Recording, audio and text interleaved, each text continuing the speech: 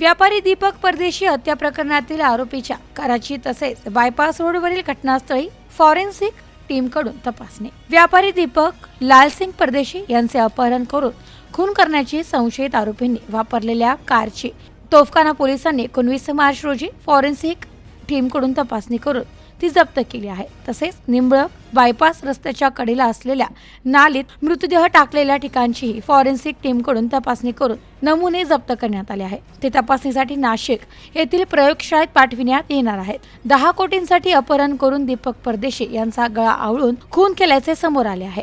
या प्रकरणी तोफखाना पोलीस ठाण्यात किरण बबन कोळपे व त्याचा साथीदार सागर गीताराम मोरे यांच्या विरुद्ध गुन्हा दाखल करण्यात आला असून त्यांना अटक करण्यात आली आहे। ते सध्या पोलीस कोठडीत असून या हत्येमागे आणखीन कोणाचा सहभाग आहे का याचा शोध पोलीस घेत आहेत। या दृष्टिकोनातून पोलिसांकडून तपास केला जात आहे।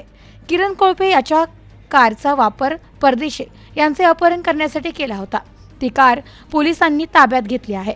त्या कारची बुधवारी फॉरेन्सिक तपासणी करून ती जप्त केली आहे। 19 मार्च रोजी दुपारी तपासणी अधिकारी पोलीस अधीक्षक आनंद कोकरे यांनी फॉरेन्सिक टीमसह मृतदेह टाकलेल्या ठिकाणी निंबळक बायपास शिवारात भेट दिली।